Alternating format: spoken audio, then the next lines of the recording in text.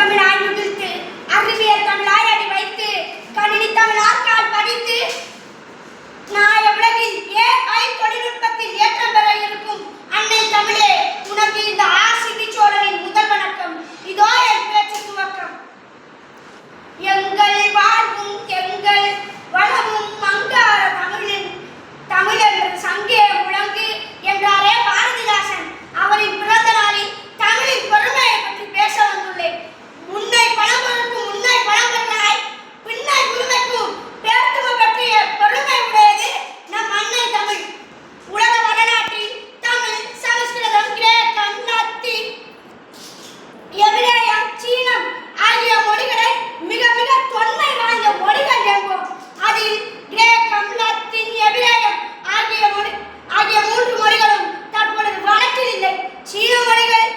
சீன மொழிகளில் இலக்கண இலக்கிய நூல்கள் அவ்வளவு இல்லை. சமஸ்கிருதத்தை பற்றி நான் சொன்னால், வழக்கை பற்றி நான் சொன்னால் அது தனி வழக்காகவே போய்விடும்.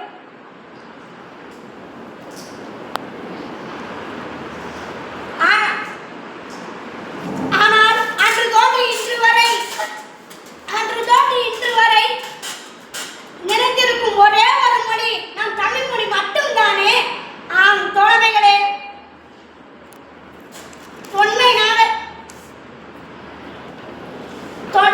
தொன்மை, தனித்தன்மை, பொதுமை பண்பு, தாய்மை பண்பு என 11 செம்மொழியான 11 வரைகூறுகளை கொண்டு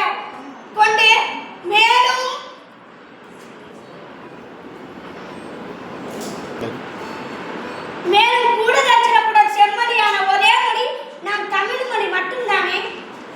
உலக மொழிகளிலேயே இன்னும் எளிமையாக சொல்ல வேண்டும் என்றால், அண்மையில் அறிவிக்கப்பட்ட செம்மொழியாக அறிவிக்கப்பட்ட தெலுங்கு, மலையாளம், கன்னடம் போன்ற செம்மொழிகளுக்கு எல்லாம் தாய்மொழியான செம்மொழி நம் தமிழ் மொழி மட்டும்தானே.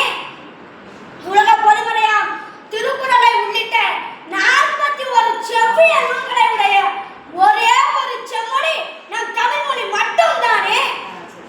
ஆம் தோழமைகளே, ஒரு சில மொழிகளில் எழுத்திற்கு மட்டும் இலக்கணம் உண்டு. இன்னும் சில மொழிகளில் சொல்லிற்கு மட்டும் இலக்கணம் உண்டு. வெகு சில மொழிகளில் எழுத்திற்கும் சொல்லிற்கும் மட்டும் இலக்கணம் உண்டு. ஆனால் தமிழ் மொழியில் மட்டும்தான் எழுத்து, சொல், பொருள், யாப்பு, அணி என 5 இலக்கணத்தை கொண்ட ஒரே ஒரு செம்மொழி நம் தமிழ் மொழி மட்டும்தானே. மேலும் குறிப்பாக 5 கோட்பாடு உடைய ஒரே ஒரு செம்மொழி நம் தமிழ் மொழி மட்டும்தானே. 3000 ஆண்டுகளுக்கு முன்பான கீழடி அகழாய்வில் ஆதம் என்ற பெயர் கண்டெடுக்கப்பட்டுள்ளது. அதை எண்ணி நான் மகிழ்கிறேன். ஏன் தெரியுமா தோழமைகளே, இன்று கிறிஸ்டின், முஸ்லிம், இந்து என அனைவரும் தங்கள் குழந்தைகளுக்கு போட்டு வைக்கின்ற பெயர் ஆதம் என்ற பெயர். ஆம் தோழமைகளே, இதனால் மேலை நாட்டிலிருந்து வந்த பல சான்றோர்கள் தமிழின் கூறுகளை தங்கள் மொழியில் மொழிபெயர்த்துக் கொண்டனர். இதனால் தானே நம் மாண்புமிகு தமிழ்நாடு முதலமைச்சர் முத்துவேல் கருணாநிதி ஸ்டாலின் ஐயா அவர்கள் கூட இவ்வளவு சிறப்பு வாய்ந்த தமிழ் மொழியை இரும்பு களம் கொண்டு மும்மொழி எதற்கு என்று இரும்பு களம் கொண்டு இன்பத்தமிழ் காத்து வருகிறார். அதே போன்று நாமும் தமிழை போற்றுவோம் என்று கூறி உங்களிடமிருந்து விடைபெறுகின்றேன். நன்றி, வணக்கம்.